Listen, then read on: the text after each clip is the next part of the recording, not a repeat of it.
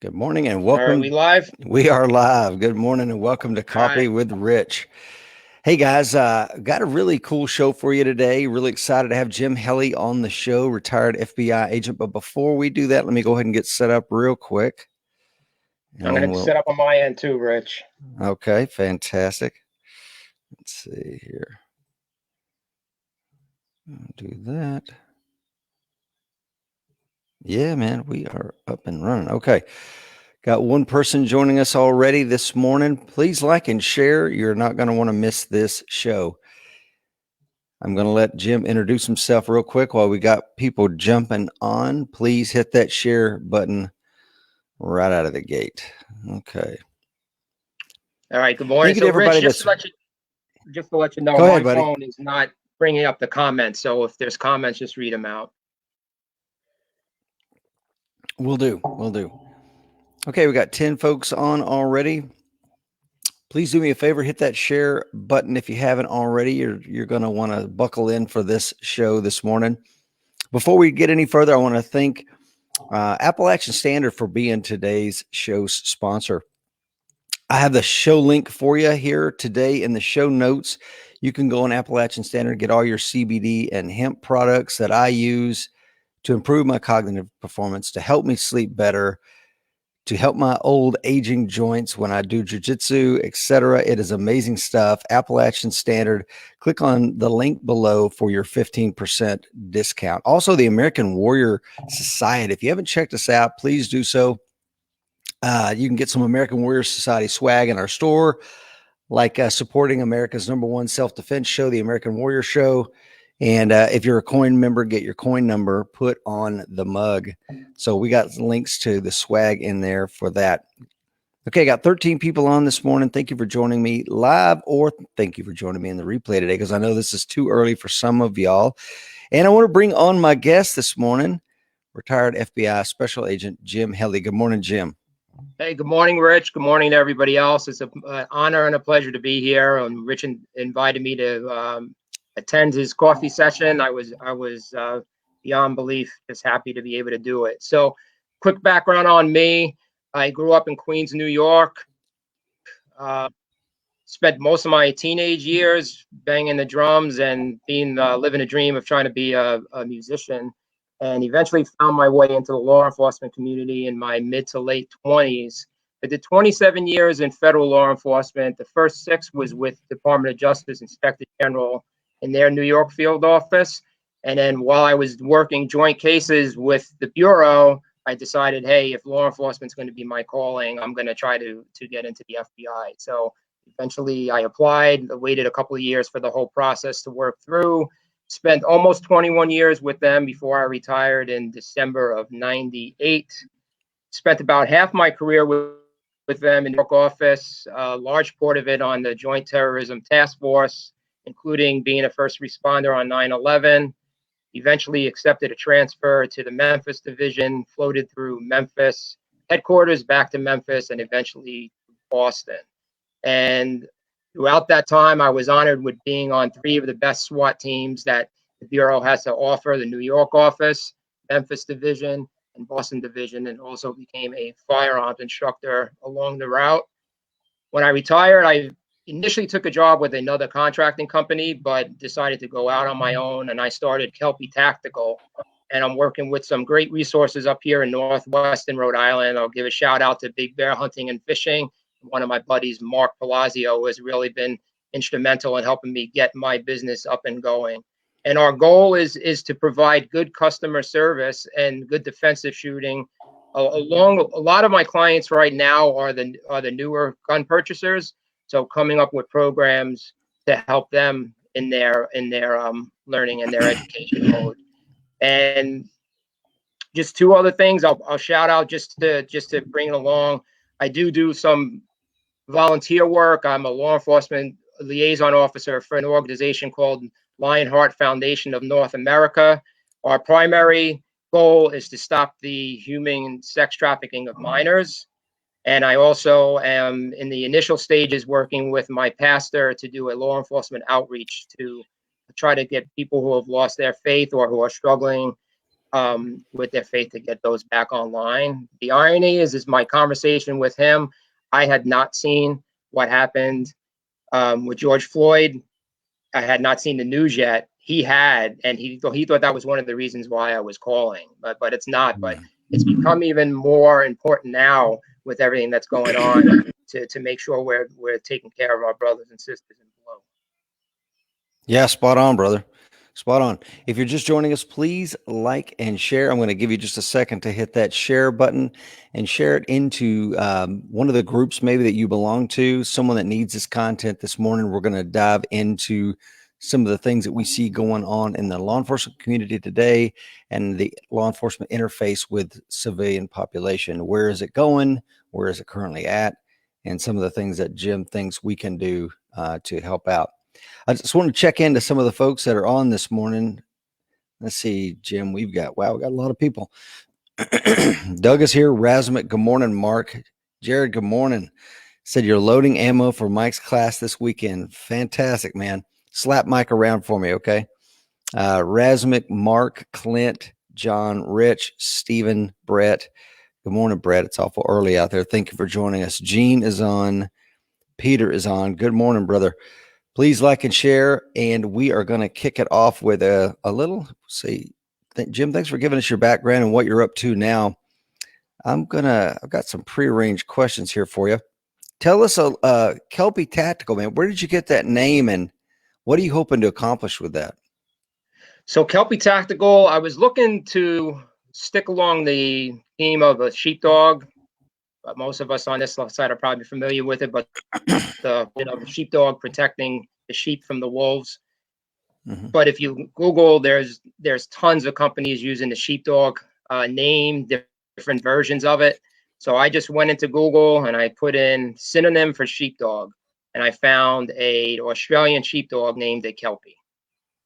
Okay, and cool. So I'm like, okay, I'm gonna go with it. I looked up what a Kelpie looked like. It wasn't like a little 2-pound dog that I'd be trying to mascot for, and I was happy with it.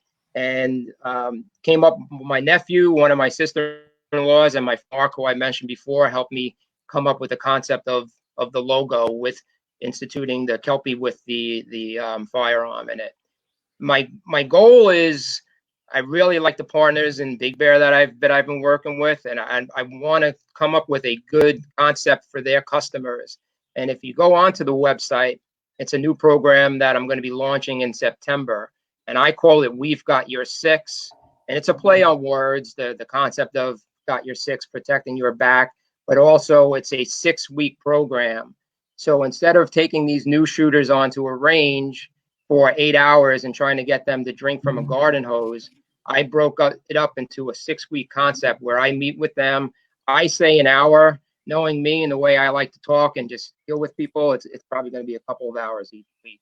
But it's at a minimum an hour sitting down, and we're going to be breaking down the fundamentals of shooting and getting them through each fundamental, giving them homework for the following week. So when they come back to me, for instance, if we're working on one student I have now who was having problems even just getting the slide back.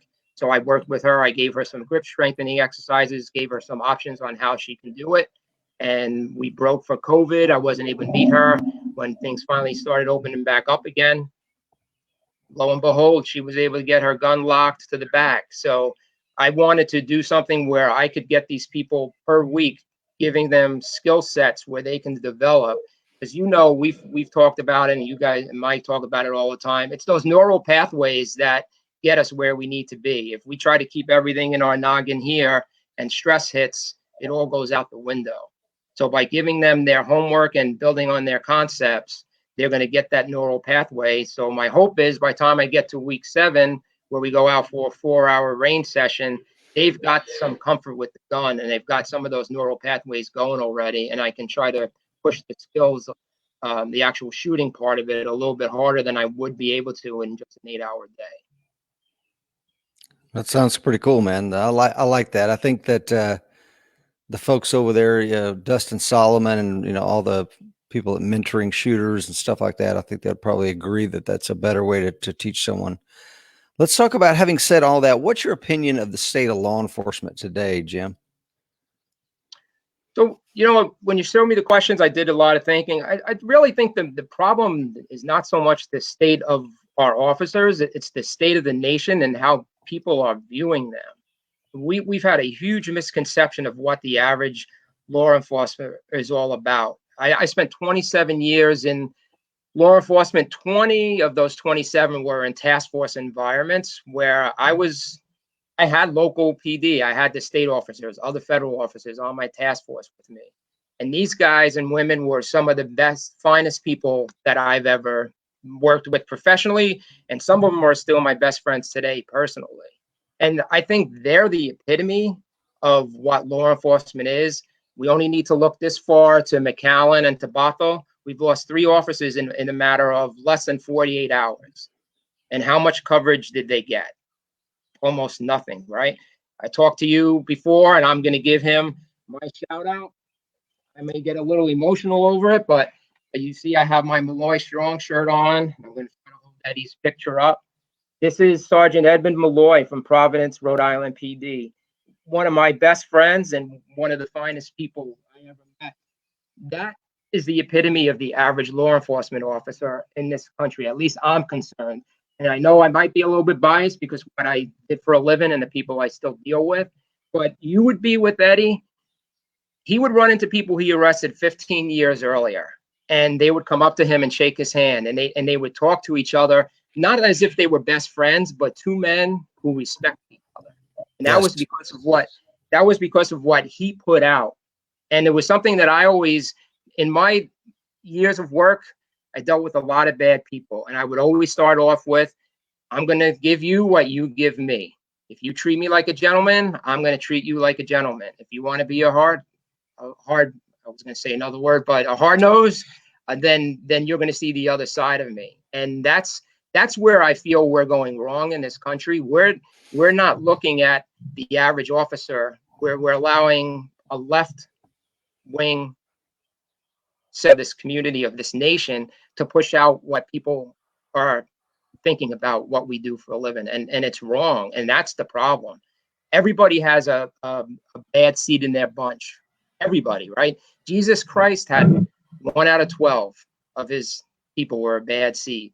And could you imagine if we let our view of Christianity be based on Judas as opposed to the 11 people in his apostles who went out and pushed the message after he was gone? So it's just wrong. And that's the problem. That's the problem as I see it.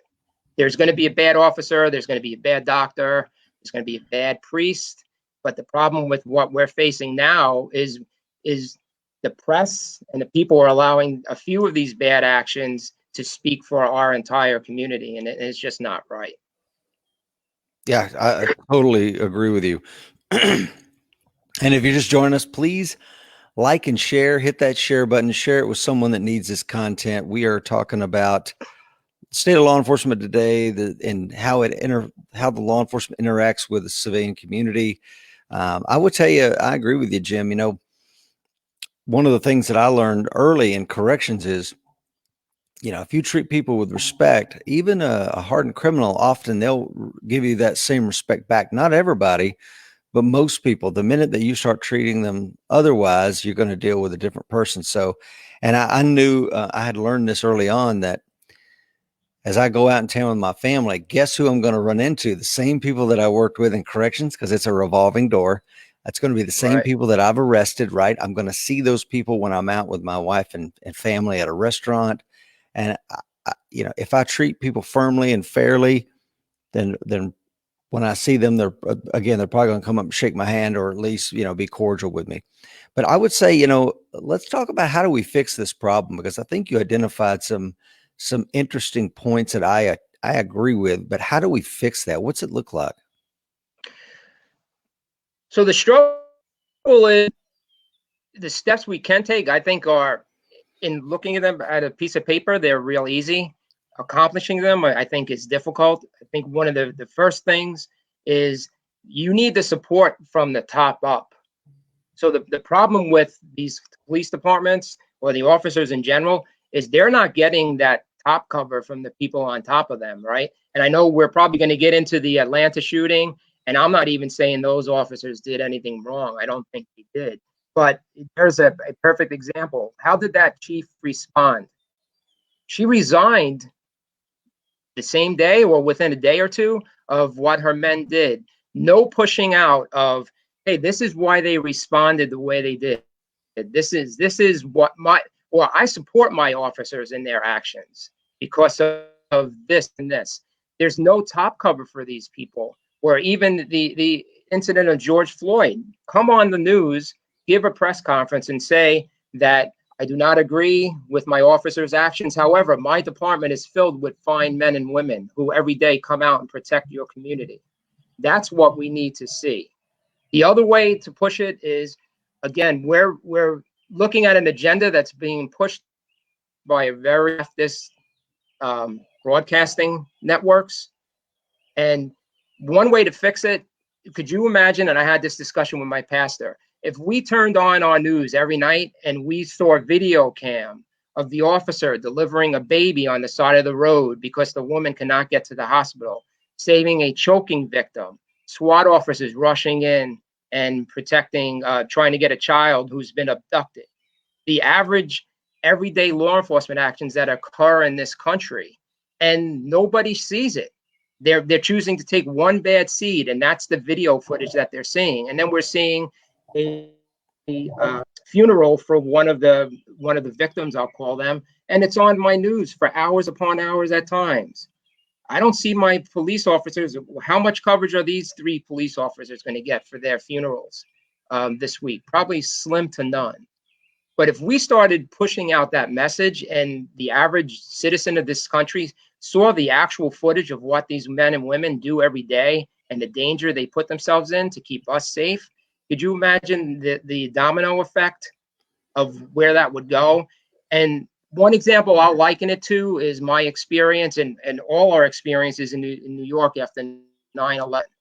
When 9/11 happened and the following weeks and months, we were out there chasing leads, tips on who people thought might be sympathizers or other cell members. I was able to walk into communities and deal with people and talk with people who the week before 9/11, I would have had to look up to make sure they weren't throwing bricks off the tenements when I was trying to get through the front door. And did that last forever? It didn't. But the bottom line is people came together because they saw us as the good guys. They saw us as the people who were coming in to try to find the other terrorists who were looking to do other harm. So that's the way I see it. I think the agenda being pushed by the left, we have to counter it. So that's the easy part. Counter it with the videos, counter it with the support. But again, I go back to on paper, it looks easy. The challenge we're having is we don't have the politicians, and a lot of these police departments don't have the upper management who have the guts to go in front and push that message out. And we're lacking of probably broadcast networks that are willing to push out the videos. Bad news sells, right? Yeah, I mean, it does. it's just unfortunate. Yeah, absolutely. The since you brought up, you alluded to George Floyd. What are your thoughts on what transpired there? But before I let Jim answer, please like and share, folks. We'll take a brief break here and let you guys hit the share button, and I'll let Jim formulate his thoughts, get a sip of coffee. And I want to welcome Paul in this morning, Donald in, John in. Good morning, and welcome Gerald, John Horner. Good morning. Coin number 912. Good morning, John. Greg is on. Says good morning from Michigan. Good morning, Rich. Good morning, guys. Sorry I'm late. Gilly, we are happy to have you here from the Philippines. Good morning, sir. If you're just joining us and someone hit the share button, I am on with retired FBI special agent and former FBI SWAT operator Jim Helly, and we're about to talk about the George Floyd incident and Jim's thoughts on that. Jim, take it away, sir.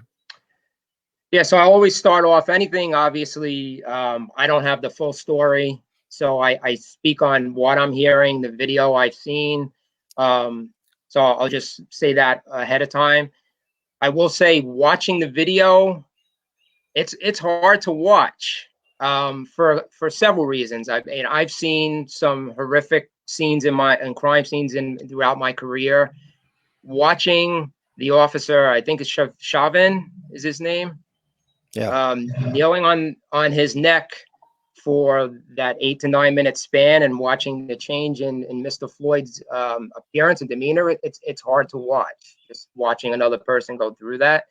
And I will say, as somebody who did the job for 27 years, it's hard for me to watch one of my fellow officers, and I'm watching the video, and obviously it's Pat. I'm saying to myself, like, what are you thinking? What good do you think could come from your actions? Not only, or even absent everything that's happened since then, in his own head, what could he possibly think could happen to him in his career by refusing to get off his neck? And the other officers, do I think they played? It would have been good for somebody to say, hey, or even just pull them off. But coming from that environment, it's, depending on how much time they have on the job and everything else, sometimes we get that tunnel vision, and we don't have the guts to move in and move somebody the way we should have. But it's a hard video to watch. It's just very difficult. But I think in looking at what has transpired since then, it goes back a lot to what I talked about already. One man's actions is not necessarily what all of us are all about. And I did some research, and granted, you have to kind of take things into account for what you're finding on the internet. But on average, there appears to be, there's about 375 million interactions between the public and law enforcement in the United States every year. The average fatal shootings, somewhere in the 1,000 range. And of those 1,000, people of color are about 200.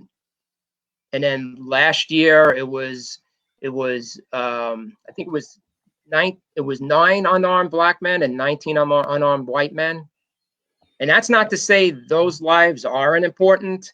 I mean, so what I'm trying to say is, statistically, what's being pushed out in the public is so far off the mark. When you take the percentage, it's well below.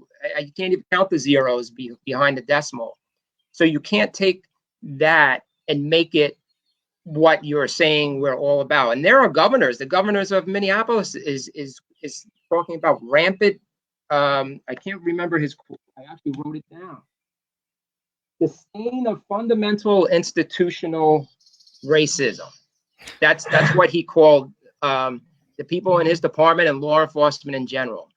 So my point in bringing up those statistics is not to say that those lives aren't important, because they are. If it was one of my children who were killed in a freak accident, and you told me, oh, well, that's 1 in a million. But you know what? That's my one. And those are those family ones. So I'm not taking away from the innocent victims. Their lives are important. But what I'm saying is you cannot take the actions of a few bad seeds in any job and make them the poster child of the rest of the community, because it's wrong, and it gives the American people the wrong view of what law enforcement in this country is all about.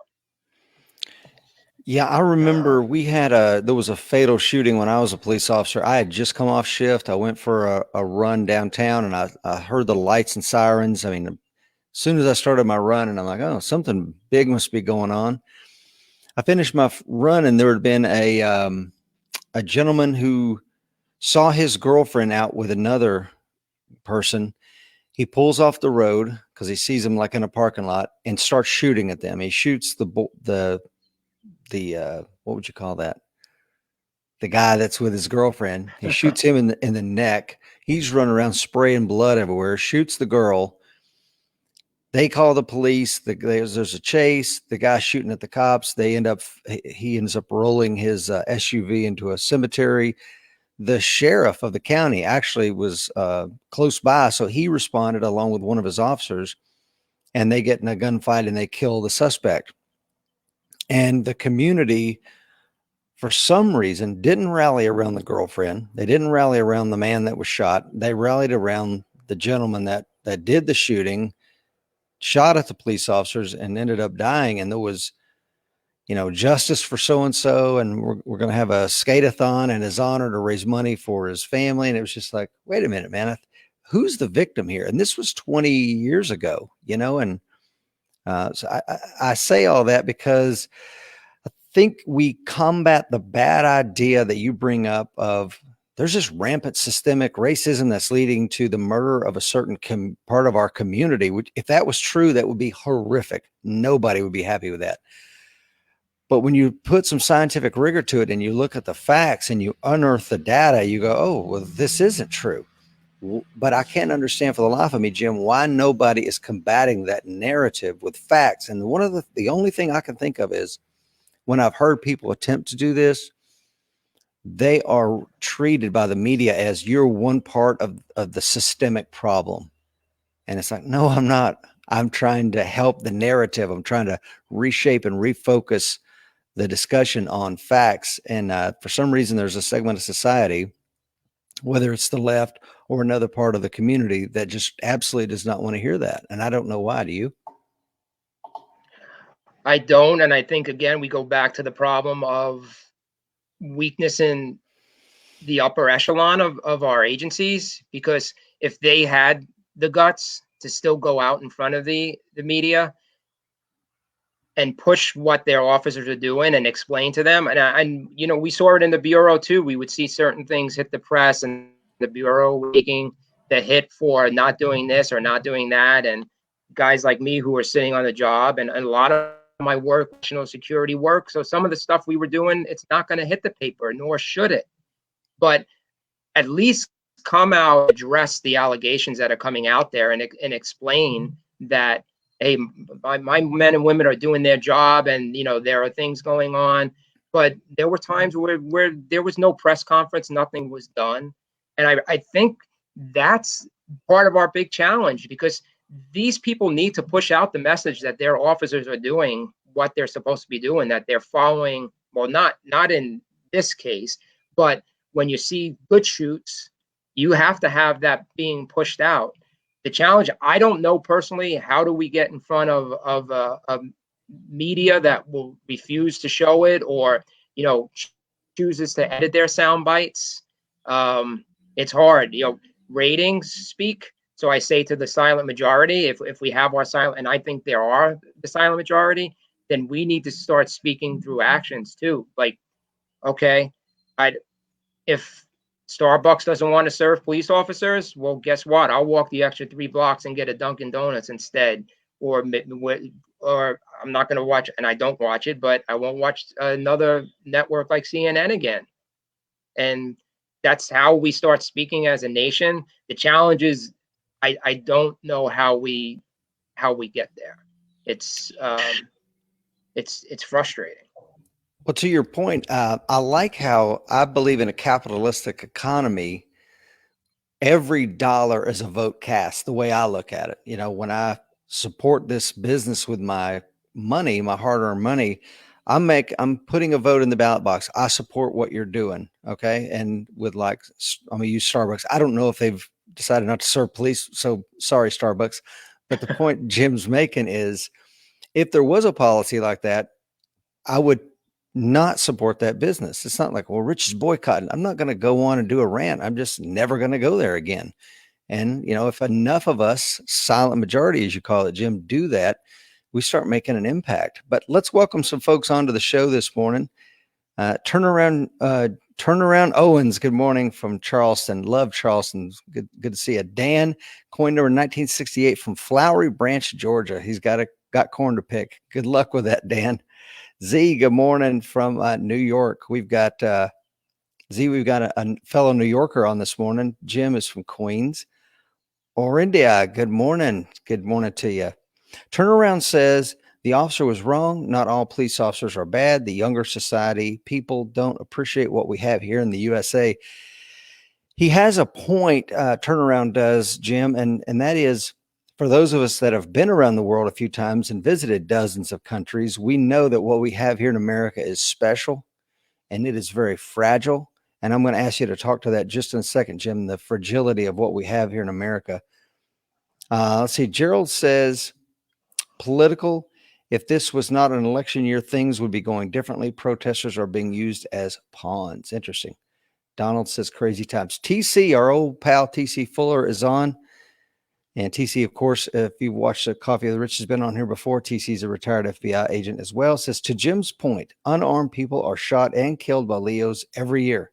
It is, however, not to be assumed that unarmed equals innocent or harmless, by the way.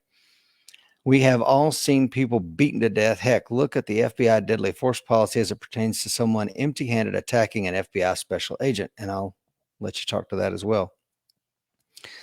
Please like and share. And if you're just joining us, welcome to Coffee with Rich. Okay, let's see. Take it right there. What is the policy, the FBI deadly force policy as it pertains to unarmed? So to sum it up, basically, my weapon is my weapon as long as it's on my person and in my ability to keep it for myself. So if I was to have my weapon on me, and I'm like 5'9", 165, 7 foot, 300-pound guy attacks me and we're fighting and he is now going for my firearm, and I know in my mind I'm not going to be able to retain my firearm anymore, then I am authorized to shoot him. And the premise would be that I was in danger of him taking my weapon from me. And once he takes that weapon from me, he not only can he use it against me, but he can go and use it against other people as well. So I am justified in shooting an unarmed person who has the capability of getting my weapon from me. And TC can, pop in if he thinks more of that needs to be explained, but that's an easy way of explaining the reasoning behind it. I'm sorry. You bring up an interesting point, and that is, and I want people to think about this, because this is a philosophical discussion. It's kind of fuzzy, but my position is I'm the weapon system, right? And I love the way our friend Andrew Brinka at the Law of Self-Defense, the attorney Andrew Brinka, he makes a really interesting distinction. And that is, if you look at a list of deadly weapons, right, that when certain states try to codify what they are, like, oh, nunchucks are banned and switchblades are banned and all these things are banned. And I remember, Jim, getting off the plane in the UK back in January, and there was a big sign saying these offensive weapons are prohibited, and it lists the weapon. And I'm like, oh, okay, my shoelaces aren't on there. I'm okay, because I'm going to take these shoelaces off in the bathroom and strangle as many people as I want in the bathroom. You know what I'm saying? Yeah. If you're the weapon system, anything can be a tool to use force with. So it doesn't require that. So I think, and I believe it's the 6th District Court wrote that just because you're unarmed doesn't mean you're harmless. And we know a lot of unarmed men can do a lot of damage. Would you agree with that? Yes. I mean, I know you guys handle it with Andrew on another show too.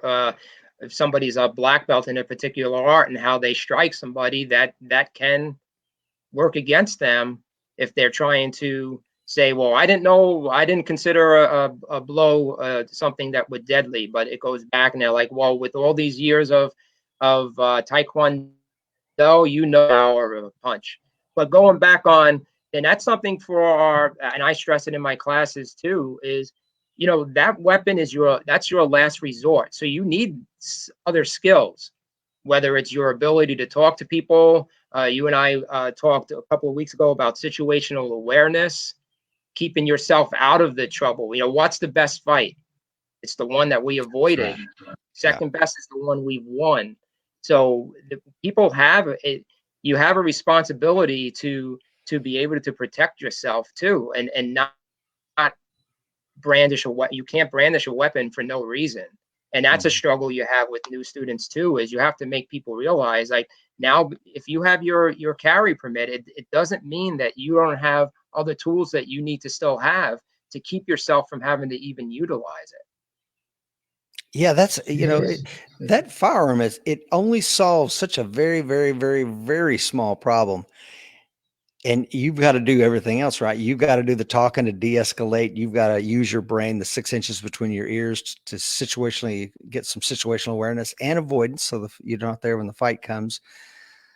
But if you fail on every level, you may have to resort to the firearm, and then that's a whole nother problem set. Let's talk about the Rashad Brooks incident. And I know I keep asking these law enforcement officers the same kind of questions, but I think it's interesting to get the spectrum of your responses. So we talked about George Floyd. You watched that on camera. We all watched it. Those of us that have done the job were horrified by what we saw on that video. Now, have I put my knee on a suspect's neck or upper back in order to effect a lawful arrest? Of course I have. Did I keep it on his neck a millisecond longer than was absolutely necessary to put that suspect into custody? Of course not, because I know the ramifications of that. So it's not like, oh, I've never done that. Of course I have. It's a great tool. But when you misuse that tool, you have what happened to Mr. Floyd. How is that different from what we saw in Atlanta with Rashad Brooks? Or is it different? Well, I think there's a vast difference in how everything went down. The one major difference would be how the deaths occurred. Mr. Floyd was a custodial death. He was already in custody. And Mr. Brooks was shot because he refused to go compliantly into custody. So that's one of the big difference. But I think if you go back and you watch some of the footage from the Atlanta shooting, look at the demeanor of those cops. They were nothing but respectful. They at times gave him a little bit more room than I probably would have. Yeah. Turning their back when they're going to talk to each other. But those were not cops who went out on a mission that day to somebody. They treated him the way you should treat somebody until they give you a reason otherwise. And even when he begins to struggle, they're giving him commands, attempting to de-escalate it. They're trying to get him to comply so they don't have to go to and step up the use of force. And they're even warning him, I'm going to taser you. I'm going to taser you. And he did not comply. So the big difference again is the death was not custodial, but he made choices that got him to the point where he got shot. And it's a shame that the Atlanta chief did not batter people and explain things to people. The one thing you take into account, and the thing that always frustrates me is you always hearing these comments of he shot the back, he shot him in the back. Well, what's the connotation of shooting somebody in the back? Where does that come? It comes from, I remember it first in the cowboy movies, right? People get into it in the saloon and the guy badmouths one, and as he goes walking out to go out the swinging doors, he picks out his gun and shoots him in the back. It's a connotation of a coward, right? Somebody who's shooting an unarmed man who's now decided to leave, and I'm going to take the easy way out while he's not looking at me and either shoot him or cold cock him in the back of the head or hit him with a baseball bat. But there's just the actions of a coward. But people need to realize in law enforcement, shooting somebody in the back can be legally under policy. And you take an example, and people can try this at home later. Take a friend or a family member, and I'm standing here and place them a couple of inches in front of you, but they're facing backwards. And then you tell them, okay, the person, so I'm facing the person whose back is to me, and I'm supposed to try to stop him or her from turning around. But the trick is I'm only allowed to initiate my action when they start turning around. And what's going to happen? By the time I stand there and wait to initiate my action, they're already going to be spun around or at least start the process, because action is always faster than reaction. You understand? So you can expect an officer like these two chasing somebody who's taking one of his tasers. He doesn't know if he has another weapon on him. He's now running the scene away from the scene, where what in the Bureau we can call running to tactical advantage of cover, or at least a tactical advantage of a position, and he's turning around. What is he turning around with? What does he have in his hands? So that is not a cowardly act of shooting somebody in the back. It's using everything that's going on at that moment to justify why I used deadly force. So that's the big difference between the two of them, but I think it's something that people need to realize in general, because you see it all the time. When we're in a foot chase, that foot chase can end. I could be running away from a police officer and have a gun in my waistband, and all I need to do is take it and shoot backwards like this. I don't have to even turn around and look at what I'm doing. So it's a threat that we're faced with, and I think, again, this thing that the police chief could have very easily got on the news and explained her officers' actions. And I think they're victims per se of what happened with Mr. Floyd. And so the environment was just ripe for them to be thrown to the wolves again. Yeah, I agree with you. I think thrown to the wolves is an interesting way of putting it, and I would agree with that. And it goes back to, if we lose control of the narrative, then up is down and down is up, and anything can be whatever they want it to be. Let's go ahead and take a share break. Guys, we've got 40 people on our live stream. Thank you for joining me. And if you're joining later in the replay, thank you for being here. Coffee with Rich. We're on with Jim Helly, retired FBI special agent. Please take a moment and like and share this in your circles. We got plenty more to go in today's Coffee with Rich. Excuse me. And while we're taking a break, I'll go ahead and look at some of the comments here. Let's see here. Anna says, good morning, Jim and Rich. Great points being made by both of you. Jim says, certainly not the whole truth, just part they want to drive to support a narrative. Let's see. Bruce is on. Good morning, Bruce. He's a law enforcement officer. Let's see. Gilly says, Rich, I agree. We are all weapons. I don't need a gun to kill somebody. I can do that with my bare hands. Yeah, absolutely. You can if you train. Will is on. Good morning. Turnaround Owen says, as a woman, I keep a baton in my purse all of the time. Turnaround, I'm going to talk about that in just a second, because I think what we're seeing going on in New York may lead to more baton strikes, just my opinion, but we'll talk about that. Turnaround says, respect goes a long way if people would just listen. And Gordon is on. Good morning. Coin number 1688 from Ohio. Good morning, Gordon. Great to have you. Greg Cruz is on. Good morning. Coin number 1928. Good morning, Greg. TC says, has anyone else noticed that all these FBI agents Rich has on are all really good looking? TC, what I would say to that is people like whom they are alike. So, I like good looking folks because guess what? All right, let's talk. Good morning and welcome. If you're just joining us from a share, we're so excited to have you. My name is Rich Brown, co-host of the American Warrior Society and the American Warriors Show, America's leading self-defense show. And I'm joined this morning with retired FBI Special Agent Jim Helly. Turnaround, I believe it was Turnaround that said, as a woman, she keeps a baton in her purse. Jim, have you seen this new video that the NYPD has put out saying that their officers can no longer, under any circumstances, put their knee on a suspect's back, put them in the mounted position, et cetera? Have you seen that? I have not. Okay. I'm going to have to get you a copy of that video. Mayor de Blasio recently signed it into policy so that the officers will face criminal charges regardless of context if they use any of these outlawed positions. And that, so basically it makes it impossible to use gravity and leverage in order to subdue a suspect. You can't put their knee on him. So that means the officer's got to put his knees on the pavement, which is going to be a lot of injuries to officers. If I can't use those tools as a former judo practitioner, current Brazilian jiu-jitsu practitioner, if you've outlawed those things, I'm going to have to give somebody a hickory shampoo with my baton. I don't know what else I can do. I think you're asking for force to get escalated where they could have used some of these simple techniques and put this person in custody. And I know it's hard to speak to that, Jim, without having seen the video, but just from what I've told you, what does that sound like to you? It's a recipe for disaster. I have a Wing Chun Kung Fu background. I have a black belt in Wing Chun Kung Fu.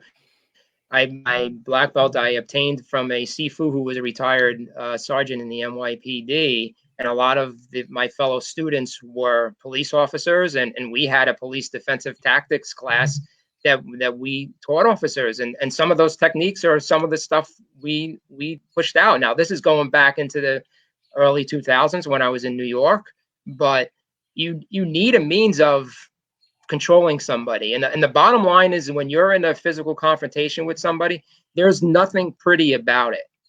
And if you expect to be able to just do a nice friendly tap on the cheek and take somebody who does not want to be into custody, where are these officers going to go?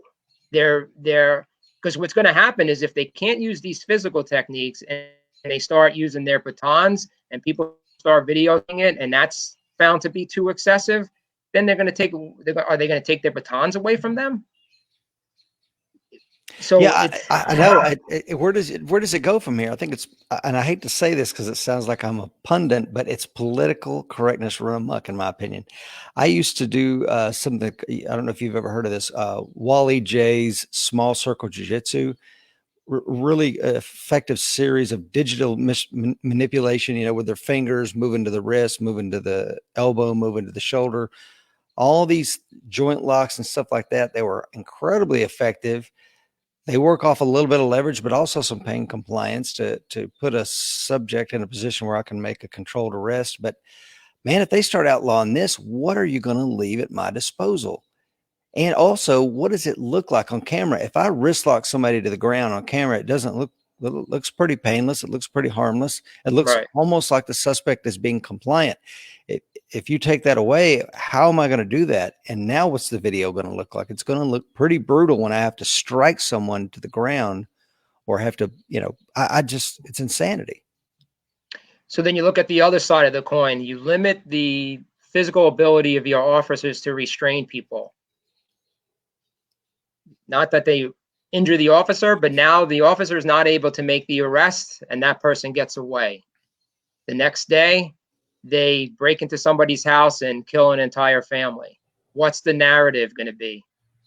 Well, the NYPD had him yesterday, and they weren't able to arrest him. And now he came out and he just killed an entire family the following day. It's a lose-lose situation as long as this narrative keeps on getting across. And you have people making policy, and I'm guessing. It would have been nice to see the video if it was an actual training video that they put out. So and just so you know, Henner Gracie really went hard on social media and got into Mayor de Blasio. It's like, hey, look, I'm Henner Gracie. I'm kind of a big deal. Let me tell you why this is a bad idea. And he's like, okay, I hear you out. I'm signing it anyway. I'm like, okay. He tried. Yeah. It's you have to realize there are some parts of law enforcement that aren't pretty, and a lot of that is brought on by how the person who is not complying to the officer's orders makes things go down. And if we want a lawful society, we have to be willing to accept that fact. That's right. Okay, let's look at some comments here. It says forcing officers to go to the PR-24 is a political trap. Yeah, thank you, Mike, for that. Turnaround said, fighting is fighting, period. I'm old school. Do what I need to do to be safe. Semper Fi, I appreciate that. Gerald says the criminal does not follow any rules. Man, it's a simple thing like that, Gerald. That's absolutely right. I have to follow this really detailed, very restrictive rule set. However, you have no rule set to follow other than to do whatever you want to do. John says anarchy is rampant. Okay, please like and share. Got a couple more questions for Jim, then we're going to let him get on with his day. I would ask you this, Jim. What will law enforcement look like at the local, state, federal level? How will it change as we move forward into the 21st century if these policies are left unchecked? Now, I know you don't have a crystal ball. Yeah. But just reading the tea leaves, what do you see? I think, in general, when people talk about law enforcement and we push it in our defense classes, is we can't rely on the police officer initially. That we have to be able to defend ourselves, because in most cases it's a reactive line of work. Something happens and I call 911. Something happens and somebody else calls 911, and now the police respond. But what society needs to know in general is we want a well-controlled, proactive enforcement action in this country. We want street patrols. We want the patrol cars out there. We want the officers who are willing to see somebody hiding in the shadow and go up and confront them, because that might be the person who was going to rape somebody 2 minutes down the line. We want the in New York, the anti-crime units that were in plain clothes, looking for the guns, looking for the drugs. Mayor Giuliani pushed it in the late 1990s into the early 2000s. He went after the quality of life type crimes. The person jumping the turnstile instead of paying their fare. The transit police division went after them. Why?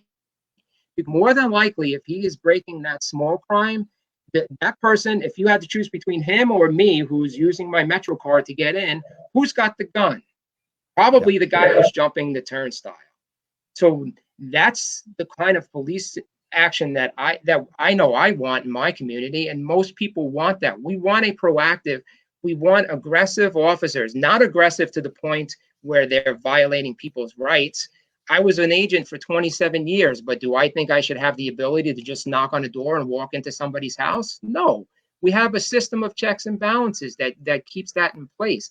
But we need officers who want to go out and do their job and look for the criminals and try to get them.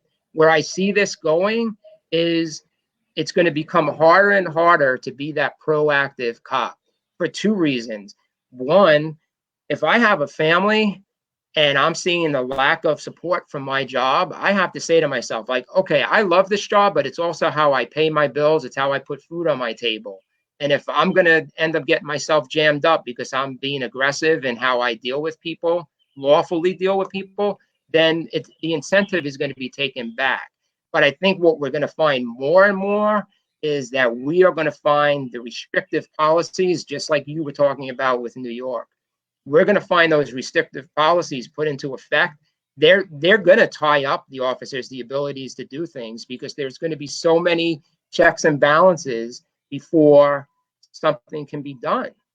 And they're not going to be able to, if I have to do my list of 5 things before I can stop somebody and ask them why they're hiding in the shadow, by the time I go through my check of 5 things, he or she may be gone already. And now they're not there for me to do it.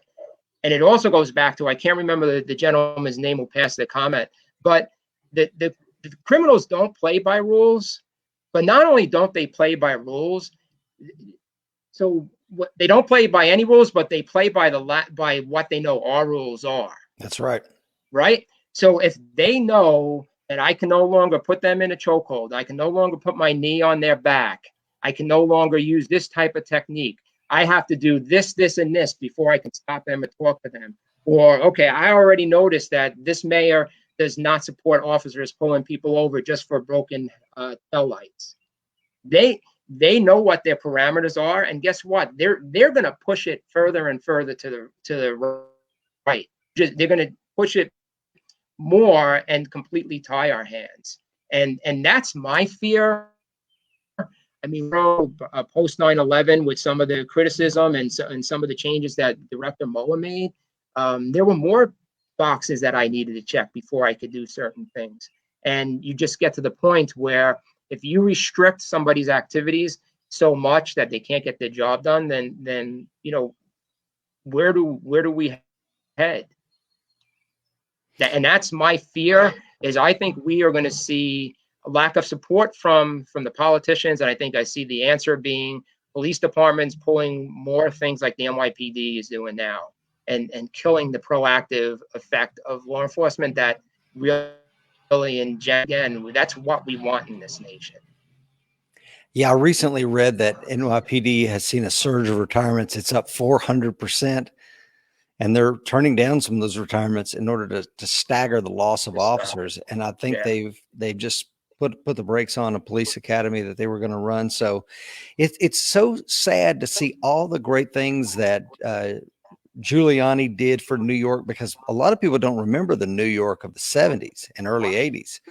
There's no way I would drive around the city if I had to go to Long Island. I'm not going through New York, but now it's a place that well, not now, but just 6 or 8 months ago, I would have no problem taking on my family and going anywhere in New York City. But now, and where this thing is headed, it's going to go right back to where it was. And that's a shame.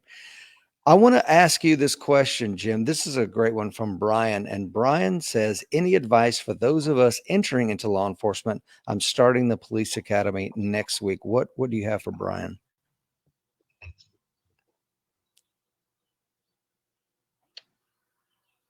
Yeah, I would say just keep your head up, brother. It is a tough environment. I have a nephew who's in the process, and and I don't have sons, but I have plenty of friends who have sons, and I think most of us in law enforcement, we came from the background that we would push them into the job just like we were. But I'm talking to cops now that are talking to their children about not continuing with their goal of following in their father's footsteps. But the flip side of the coin is what was the gentleman's name again, Rich? Brian. Brian. We need people like Brian, because that you're our answer to the future. We have to have brave men and women who are willing to fight this fight for us and hope that the pendulum swings in the other direction. I would say my one word of advice for safety reasons is don't rely on just the training that you're getting from your department. Again, particularly if the NYPD is not even going to teach these techniques anymore in the academy, where are you getting your training from?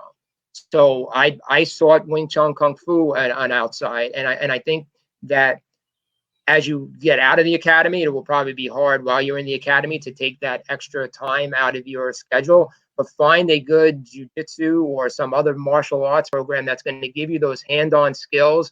Continue in your firearms training so you have the firearms training skills. Some departments require only a few qualifications a year, and as Rich and I will both tell you, that is not enough trigger time to keep yourself where you need to be in your skill set.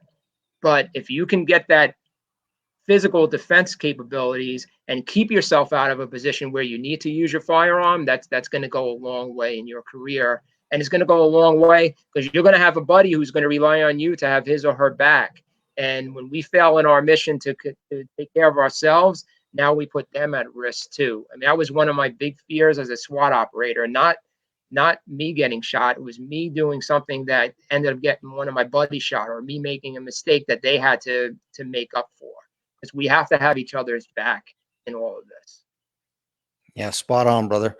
I think that's all I had for you. Let me check my notes here. Yeah, I think that's it, Jim. Any closing comments before we wind this thing down? I just wanted to thank you for your time, and I'm going to say this, and I'll maybe fit in the room, but one of the problems we're facing in this nation is we have taken God out of the equation, and we need to get ourselves back on track. And that's one of the points of the mission that I'm starting with my pastor, trying to reach out to our men and women in blue and help them find their faith. But keep praying, because prayer works. And also, I do want to give a shout out to Rich and Mike, American Warrior Society. If you're not a coined member, you need to become one. I just joined recently, and Rich and I just started talking recently from our contact through the society, and the amount of training materials that they push out and the quality of it is astounding, and it's well worth what you have to pay to get into it. But I just wanted to say thank you, Rich. This is an honor, and I hope that I helped people. If there's anything that people are looking for more, I'm always happy to come back on. If they write you questions and you give me a buzz, we can deal with it. But thanks again. Well, thank you, Jim. I appreciate your 27 years of service to our nation and to the communities that you served. And thank you for becoming a member of the American Warrior Society and becoming a member of our tribe. And those of you that are on the fence thinking about it, maybe you're watching this morning, check it out. Take 14-day trial. Doesn't cost anything. Get inside the paywall. See all the things that we have to offer, how we have designed our curriculum to keep you and your family safer. And that's what our mission is, man. But I agree with you. I think we need to put God back in our hearts and in our communities. And the sooner we do that, the better, man. I agree with you also, Jim. Prayer does work. And we need to pray for our leaders, and we need to pray for this country. Would you agree with that? I definitely agree. Yeah. Okay, guys. Thank you for being on this morning's Coffee with the Rich. Jim Helly, thank you, sir, for coming on the show this morning. My, It has been an honor and my a privilege, pleasure. sir. Thank you. Matt, Have a good yeah. weekend, everybody. Guys, stay safe out there. Remember, the fight is coming. Be ready.